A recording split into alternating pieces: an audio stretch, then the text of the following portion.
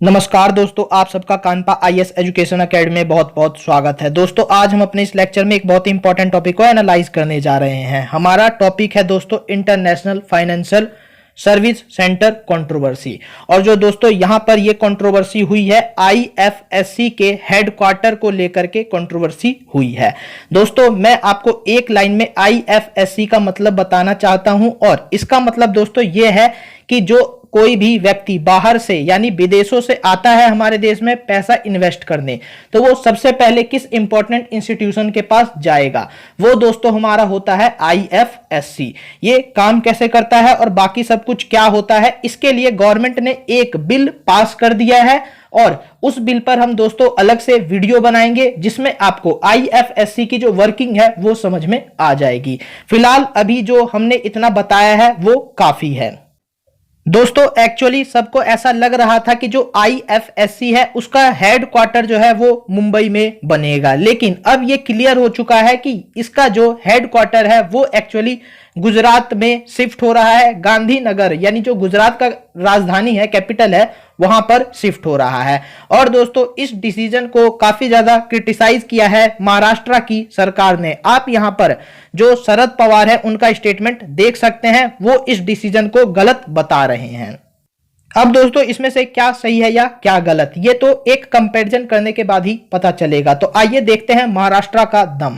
तो यहां पर ध्यान दीजिए दोस्तों, पूरे इंडिया में जितना भी बैंकों में पैसा डिपॉजिट होता है, अगर उसका हम शेयर स्टेट वाइज देखें तो महाराष्ट्र का शेयर सबसे ज्यादा है 22.8%। यानी महाराष्ट्र के लोग जो है वो बैंकों में अपना पैसा सबसे ज्यादा जमा करते हैं। और अगर कोई इंटरनेशनल इन्वेस्टर यहां पर आकर पैसा इन्वेस्ट करेगा, तो एक तरीके से जो डॉलर को रुपी में कन्वर्ट करना हो, या एक तरीके से आप ये समझिए किसी और करेंसी को इंडियन रुपी में कन्वर्ट करना हो, तो यहां पर इन बैंकों को आसानी होगी। सिंपली यहां पर इसका ये मतलब है। अब दोस्तों देखिए, महाराष्ट्र का तो 22.8% शेयर है। उसके बाद दूसरे नंबर पर दिल्ली है 10%, उत्तर प्रदेश 7.8%, कर्नाटका 7.2% और गुजरात जो है 5.4%। यहां पर गुजरात का शेयर कितना कम है। तो अब यहां पर दोस्तों अगर डॉलर से रुपी कन्वर्ट करना हो या किसी और करेंसी में कन्वर्ट करना हो, तो इसमें काफी ज्यादा दिक्कत आने की एक तरीके से संभावना है, ऐसा आप समझ सकते हैं। अब दोस्तों देखिए, गवर्नमेंट सिक्योरिटीज की बात की जाए तो देखिए दोस्तों, सेंट्रल गवर्नमेंट पूरे भारत से तकरीबन गवर्नमेंट सिक्योरिटी के थ्रू 26 लाख करोड़ रुपया जो है उठा चुकी है। और यहां पर इस 26 लाख करोड़ रुपए में से महाराष्ट्र से दोस्तों 5,95,000 करोड़ रुपया आए हैं। इसके अलावा जो दोस्तों गुजरात का कंट्रीब्यूशन है वो मात्र 1,40,000 करोड़ रुपया है, यानी काफी कम है। इसके अलावा दोस्तों महाराष्ट्र जो है पूरे देश के जो कैपिटल ट्रांजैक्शंस होते हैं उसमें से 70% कैपिटल ट्रांजैक्शन दोस्तों महाराष्ट्र में होता है। तो अब आप यहां पर देखिए, बैंकिंग शेयर के मामले में महाराष्ट्र काफी उम्दा है, काफी जबरदस्त है। इसके अलावा दोस्तों अब मैं यहां पर मुंबई की बात कर रहा हूं, ध्यान दीजिए, पूरे महाराष्ट्र की नहीं, मात्र मुंबई की। तो यहां पर दोस्तों मुंबई जो है वर्ल्ड के टॉप 10 सेंटर्स ऑफ कॉमर्स में आता है। और यहां पर सिर्फ और सिर्फ मुंबई का जो इंडिया के जीडीपी में कंट्रीब्यूशन है वो 6.16% है। और जो पूरी इंडिया की इंडस्ट्रीज है उसका 25 इंडस्ट्रीज जो है दोस्तों मुंबई में है, मात्र मुंबई में, पूरे महाराष्ट्र की बात नहीं कर रहा। तो अब आप दोस्तों इन पॉइंट्स के थ्रू समझ सकते हैं कि महाराष्ट्र काफी जबरदस्त है आईएफएससी के हेडक्वार्टर के तौर पर।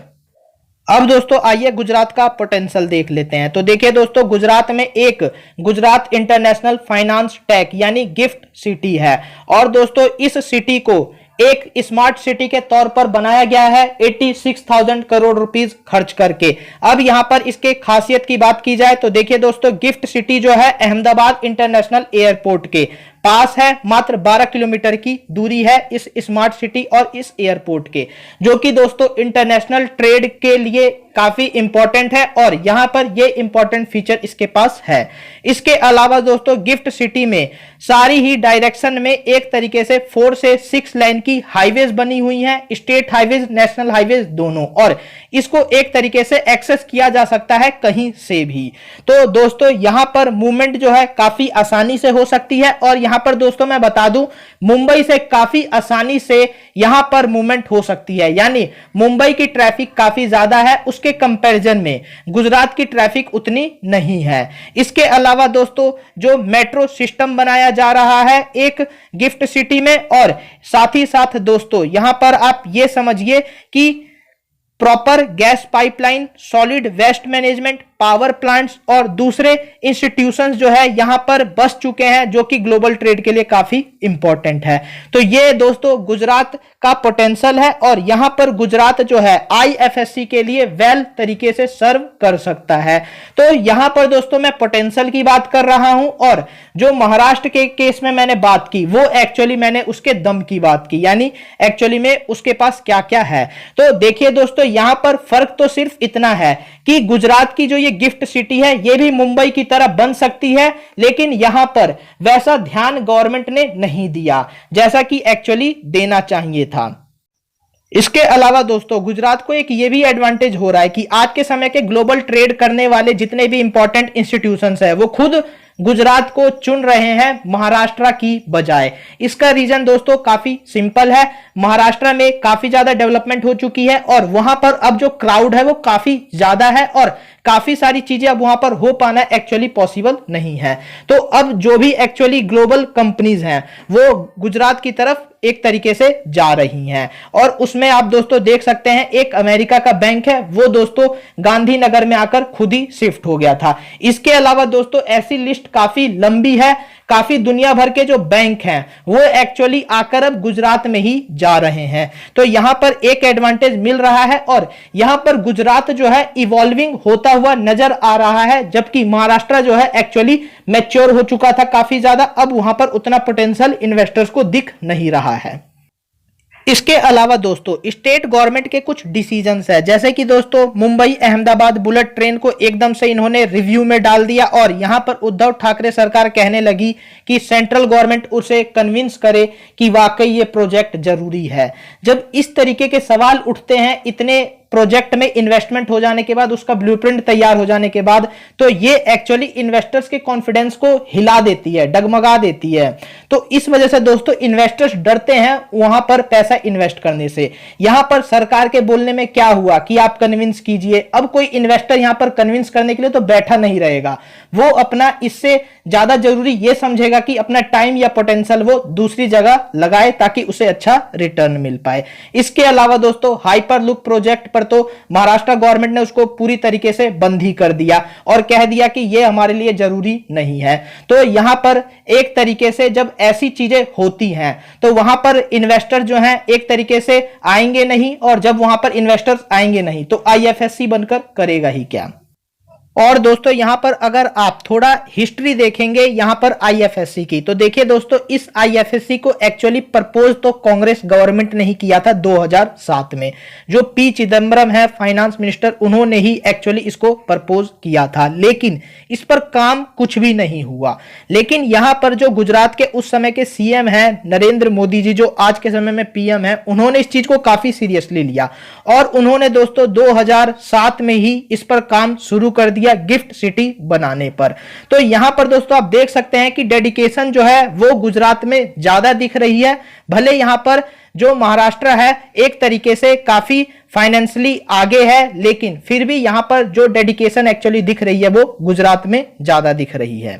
इसके अलावा दोस्तों यहां पर इस डिसीजन का क्रिटिसिज्म इस तरीके से हो रहा है कि मुंबई को फाइनेंशियली हब मानने से अंडरमाइन करने के लिए सेंट्रल गवर्नमेंट ऐसा कर रही है।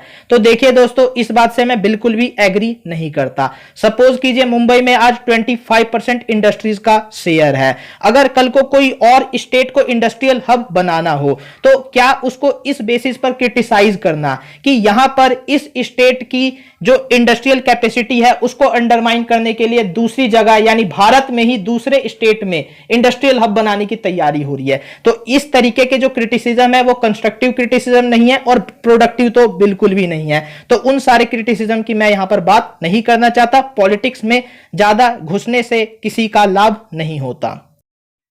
ऐसे ही पावरफुल नॉलेज से भरपूर international relations, government policies, current affairs, environment, defence जैसे टॉपिक्स पर बने वीडियोस देखने के लिए हमारा चैनल विजिट करें। हमारे फर्दर वीडियोस के अपडेट के लिए चैनल को सब्सक्राइब कर बेल आइकन पर क्लिक कर दे। हमारा लक्ष्य है 10 लेक्चर्स एवरी डे बनाने का, लेकिन दोस्तों इन सब चीजों के लिए आपको हमें एनकरेज करना होगा हमारी वीडियोस को ज्यादा से ज्यादा लाइक, शेयर और चैनल को सब्सक्राइब करके। Thank you. जय हिंद।